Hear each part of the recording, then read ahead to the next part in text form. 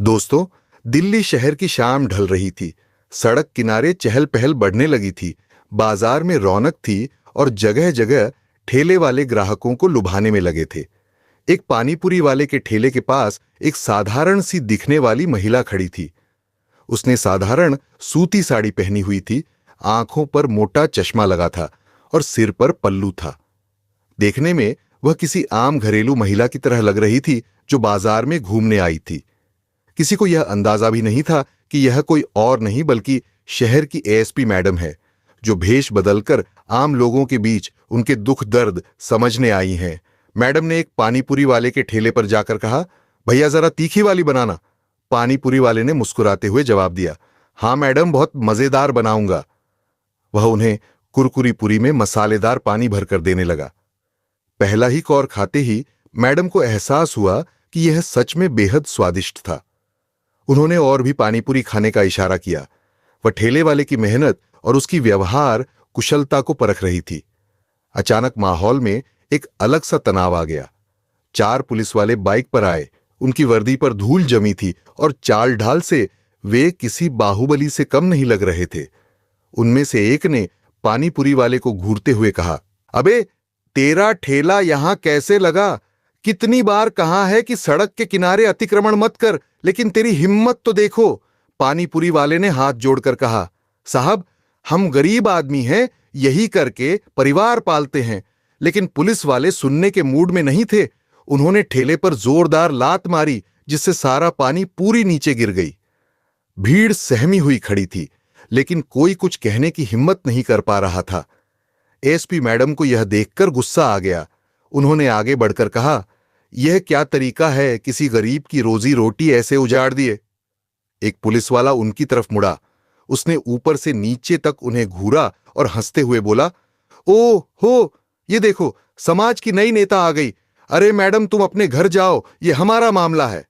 Madam ने गहरी सांस ली और सख्त आवाज में बोली, गरीबों के साथ अत्याचार करना कौन सा कानून है? पुलिस वाले को यह जवाब पसंद नहीं आया। वह गुस्से में भड़क गया और गुस्से में आकर उसने जोरदार थप्पड़ मैडम के गाल पर जड़ दिया। चारों ओर सन्नाटा छा गया। कोई कुछ समझ नहीं पा रहा था। थप्पड़ इतना तेज था कि मैडम का चश्मा नीचे गिर गया। उनका चेहरा लाल हो गया। लोग अवाक खड़े देख रहे थे। किसी को यकीन नहीं हो रहा था कि पुलिस ने एक महिला पर हाथ उठाया है, लेकिन पुलिस वालों को इससे कोई फर्क नहीं पड़ा। बड़ी आई कानून सिखाने वाली, चल थाने चल। पुलिस वाले ने मैडम का हाथ पकड़कर घसीटने की कोशिश की। अब मैडम को एहसास हुआ कि स्थिति हाथ से निकल रही है। उन्होंने सोचा कि अब अपनी असली पहचान बता दें, लेकिन फिर कुछ सोचकर रुक गई। अगर मैं अभी सच बता दूं तो यह लोग डर कर झुक जाएंगे, लेकिन मुझे देखना है कि आम जनता के साथ कैसा व्यवहार किया जाता है। मुझे इस नाटक को आगे बढ़ाना होगा। उन्होंने विरोध नहीं किया। पुलिस वालों ने उनके हाथ में हथकड़ी डाल दी और उन्हें घसीटते हुए गाड़ी में बैठा लिया। रास्ते में वे लगातार गंदी गंदी बातें कर रहे थे। अबे यह औरत बहुत तेज है, लगता है किसी बड़े घर की भागी हुई औरत है। हो सकता है किसी नेता के साथ भागकर आई हो और अब हमें भाषण देने लगी। चलो थाने में डालते हैं, मजा चखाएंगे इसे। थाने में पहुंचते ही उन्हें लॉकअप में बंद कर दिया गया। वहां कुछ और कैदी भी थे। उनमें से एक महिला ने पूछा, बहन तुझे क्यों पकड़ा? मैडम ने गहरी सांस लेते हुए जवाब दिया, गरीब की मदद करने की गलती कर दी। अब वह मन ही मन सोचने लगी कि अगर वह तुरंत अपनी असली पहचान बता दे तो मामला तुरंत सुलझ जाएगा। लेकिन उन्हें यह देखना था कि पुलिस एक आम नागरिक के साथ क्या क्या कर सकती है। उन्होंने निश्चय किया कि जब तक बहुत जरूरी ना हो तब तक वे अपनी पहचान नहीं बताएगी। थोड़ी देर बाद एक इंस्पेक्टर आया। उसने एएसपी मैडम को घूर कर देखा और हंसते हुए कहा, बड़ी आई समाज सुधारक, चल साइन कर, यह कबूल कर कि तूने सरकारी काम में बाधा पहुंचाई है, नहीं तो रात भर यही रहेगी। मैडम ने कहा, मैंने कोई गलती नहीं की तो साइन क्यों करूं? इंस्पेक्टर ने टेबल पर जोर से हाथ मारा। तेरी हिम्मत तो देखो। अबे सिपाही, इसे अंदर ले जा और समझा इसे। अच्छे से अब मामला गंभीर होता जा रहा था। क्या मैडम अब अपनी असली पहचान बताएंगी या फिर और अत्याचार सहेगी एसपी? मैडम अब एक गंदे और बदबूदार लॉकअप में बैठी थी। वहां की हालत बेहद खराब थी। गंदगी, पान की पीक, पेशाब की बदबू और कोनों में फैली गंदगी ने माहौल को असहनीय बना दिया था। उनके ठीक बगल में दो और महिलाएं बैठी थीं, जिनकी आंखों में डर और बेबसी साफ झलक रही थी। एक औरत ने धीरे से पूछा, बहन, तू कौन है और पुलिस ने तुझे क्यों पकड़ा? मैडम ने हल्की मुस्कान के साथ जवाब दिया, मैंने एक गरीब ठेले वाले का साथ दिया, बस इतनी गलती कर दी। दूसरी औरत ने आह भरते हुए कहा, हम गरीबों के लिए इस देश में कोई जगह नहीं। पुलिस वाले हमें इंसान नहीं समझते, देख लेना। अगर तेरे पास पैसे या कोई बड़ा आदमी नहीं है तो ये तुझे बहुत सताएंगे। एसपी मैडम को अब समझ में आ रहा था कि पुलिस वालों की मनमानी कितनी खतरनाक हो सकती है। उन्होंने अब भी अपनी पहचान छुपाने का फैसला किया था, क्योंकि वे देखना चाहती थीं कि आम जनता को पुलिस की बर्बरता का कितना शिकार होना पड़ता है। कुछ देर बाद वही इंस्पेक्टर जो उन्हें घसीट कर लाया था, अपने दो सिपाही के साथ वहां आया। उसने मैडम को घूरते हुए कहा, अभी भी अक्कड़ बाकी है, चल हाथ आगे कर और बयान पर साइन कर। मैडम ने शांत स्वर में कहा, मैंने कोई गलती नहीं की, मैं साइन नहीं करूंगी। इंस्पेक्टर ने गुस्से में चेहरा लाल कर लिया। फिर उसने पास खड़े सिपाही को इशारा किया। अचानक एक सिपाही ने आकर मैडम के बालों को जोर से पकड़कर खींचा, जिससे उनका सर पीछे की ओर झुक गया। अबे जबरदस्ती साइन करवाओ, इससे बहुत नेतागिरी झाड़ रही है, इंस्पेक्टर चीखा। मैडम ने दर्द सहते हुए कहा, यह गलत है, यह अन्याय है। सिपाही ने ठाका लगाते हुए कहा, बड़ी आई न्याय की देवी, यहां हमारा कानून चलता है, समझी? इसके बाद उन्होंने मैडम को पकड़कर जबरदस्ती उनकी उंगलियों से कागज पर निशान लगवाने की कोशिश की, लेकिन मैडम ने पूरी ताकत से अपना हाथ पीछे कर लिया। ये देख इंस्पेक्टर और ज्यादा गुस्से में आ गया।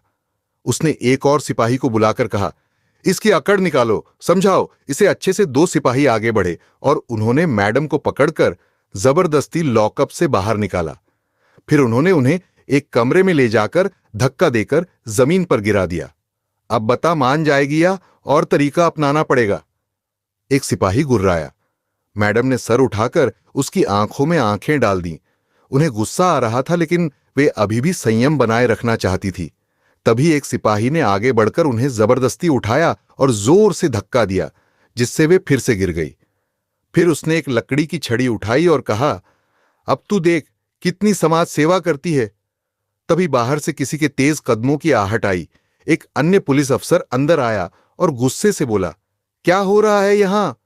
इंस्पेक्टर हड़बड़ाकर बोला, सर, ये औरत बहुत बदतमीज है, कानून का उल्लंघन कर रही है, सरकारी काम में बाधा पहुंचा रही है।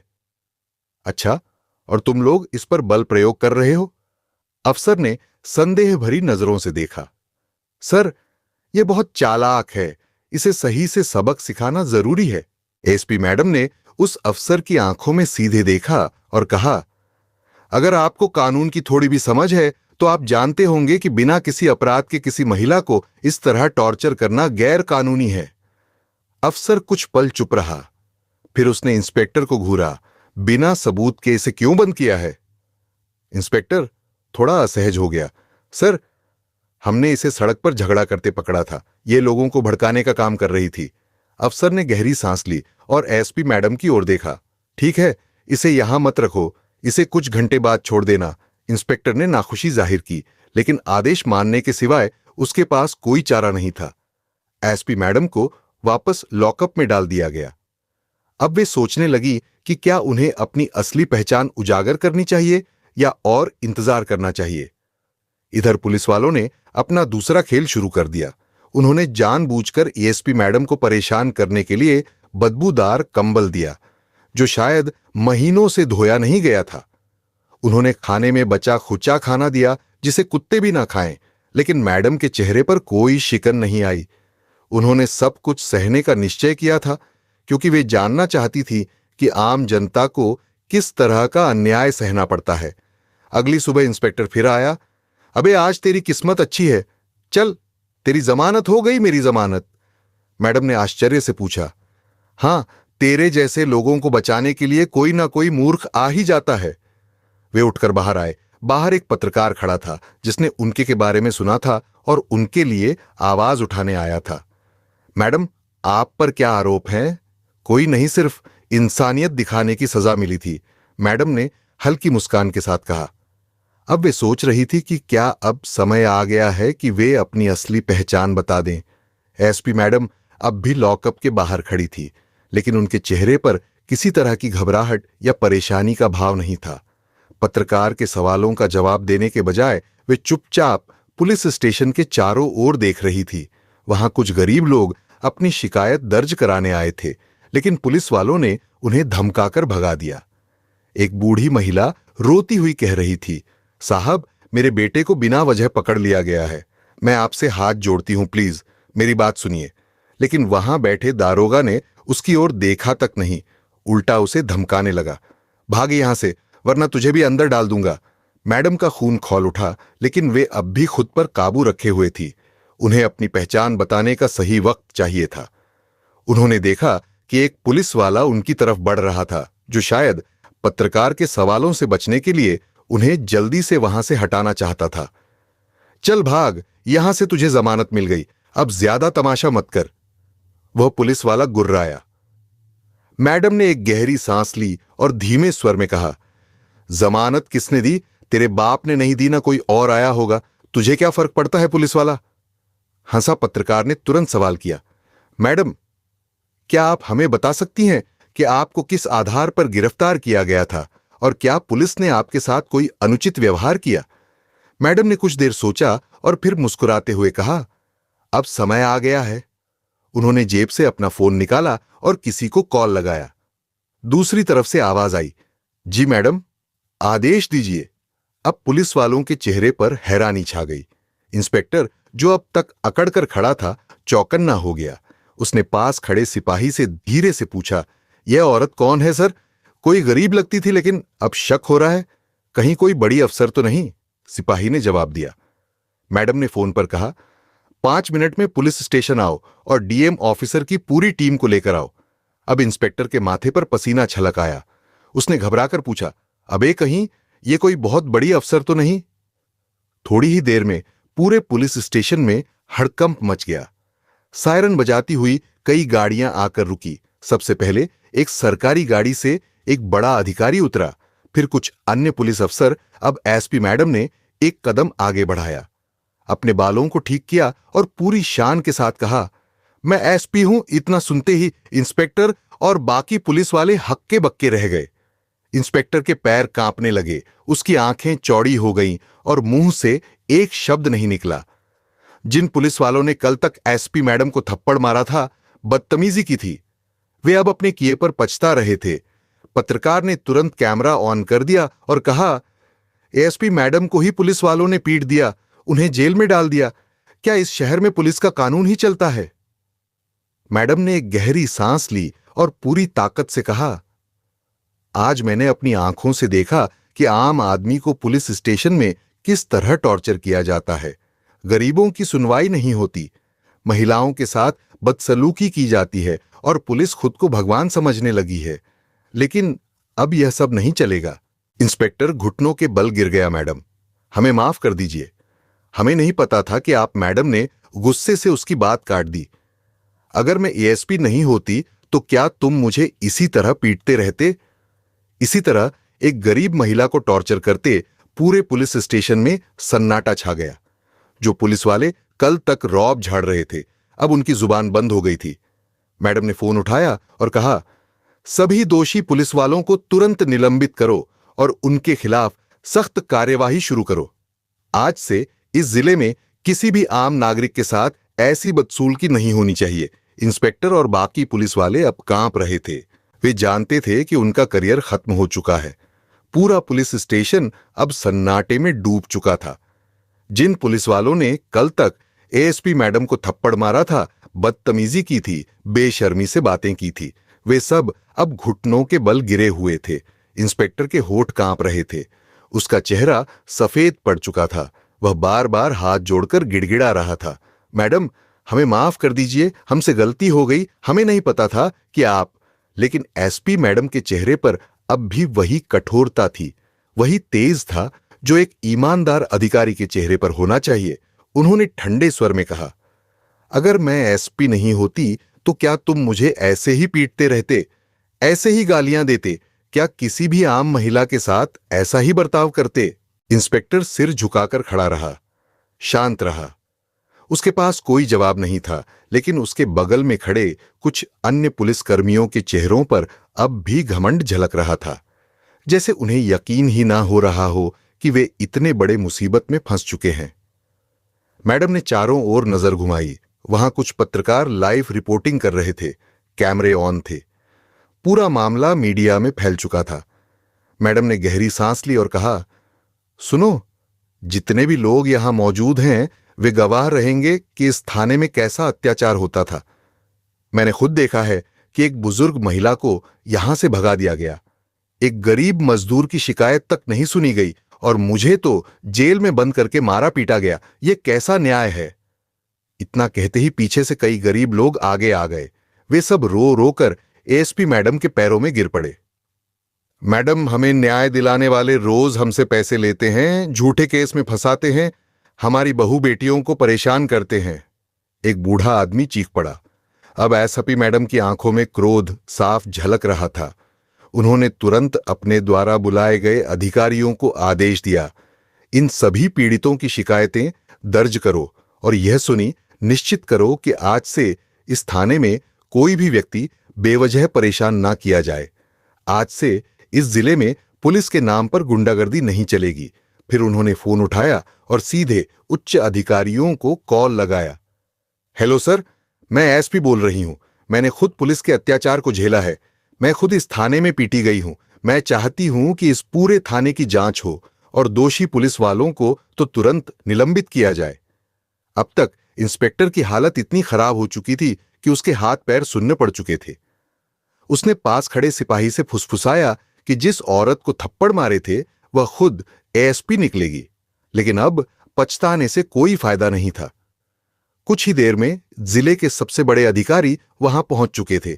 वे एसपी मैडम के सामने झुकते हुए बोले, मैडम, हमें इस घटना के लिए शर्मिंदा होना चाहिए। जो कुछ भी हुआ वह बहुत निंदनीय है। हम आपको विश्वास दिलाते हैं कि दोषी पुलिस वालों के खिलाफ सख्त कार्रवाई की जाएगी। मैडम ने गहरी सांस ली और कहा, मैं चाहती हूं कि इस थाने में हर जगह सीसीटीवी कैमरे लगाए जाएं, ताकि कोई भी व्यक्ति बेवजह प्रताड़ित ना हो। मैं खुद यहां आकर इसकी जांच करूंगी। फिर उन्होंने इंस्पेक्टर की ओर देखा और कहा, तुमने अपने वर्दी की इज्जत को तार तार कर दिया। तुम्हारी नौकरी तो गई ही गई, अब जेल भी जाना पड़ेगा। इंस्पेक्टर की आंखों से आंसू छलक पड़े। वह मैडम के पैरों में गिर पड़ा। मैडम, माफ कर दीजिए। मेरी बीवी और बच्चे भूखे मर जाएंगे। मेरी मां बीमार है, मैं बर्बाद हो जाऊंगा। लेकिन एसपी मैडम के चेहरे पर कोई दया नहीं थी। उन्होंने ठंडे स्वर में कहा, जब तुमने एक आम महिला को पीटा था तब क्या तुम्हें अपनी बीवी और बच्चों की याद आई थी? जब तुमने गरीबों से रिश्वत ली थी तब क्या तुम्हें अपनी मां का ख्याल आया था? पूरे पुलिस स्टेशन में सन्नाटा छा गया। इंस्पेक्टर अब सिर झुकाए खड़ा था। उसकी आंखों से आंसू बह रहे थे, लेकिन अब कुछ नहीं हो सकता था।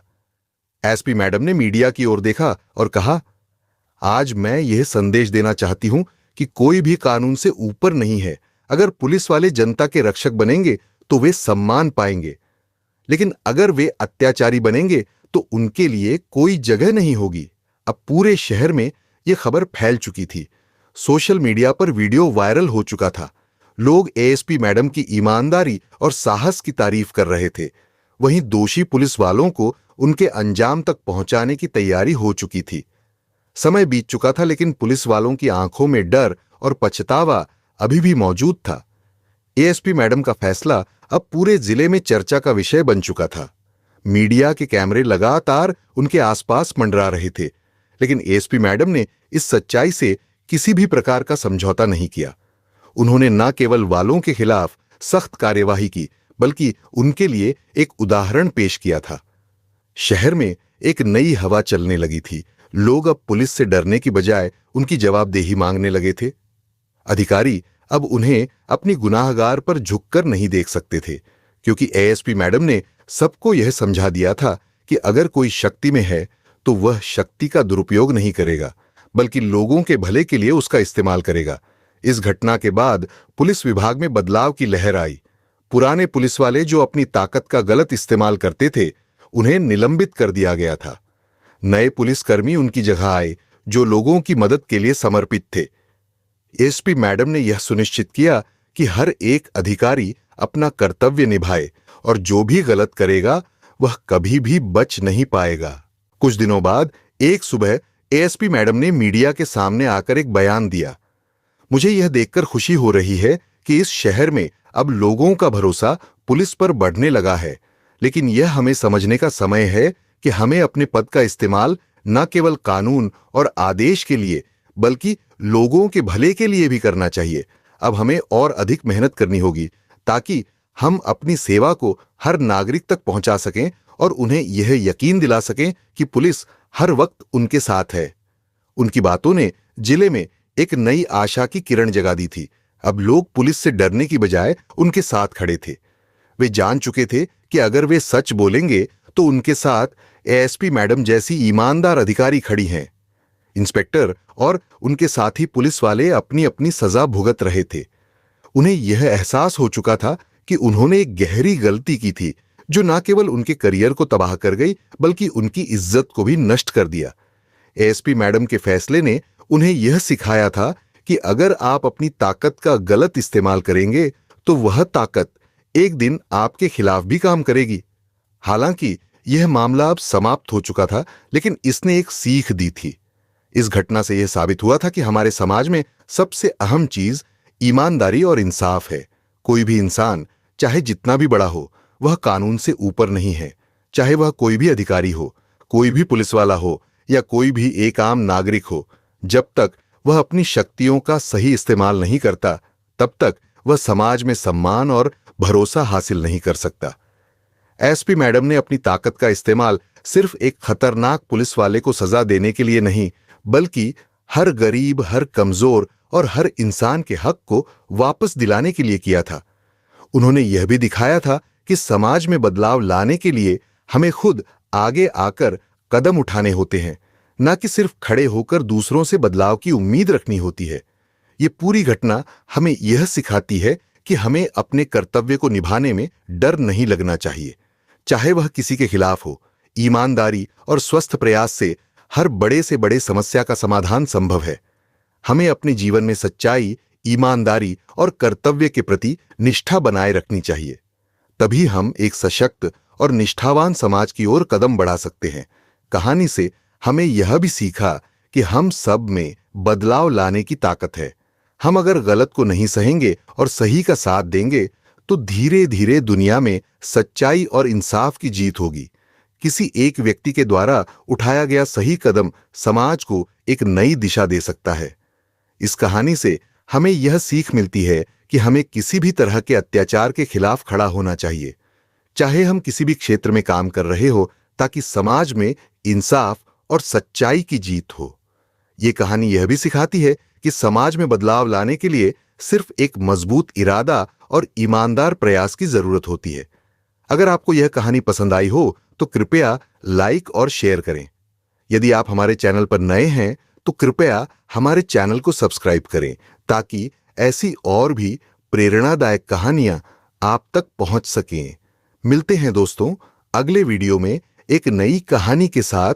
तब तक के लिए धन्यवाद।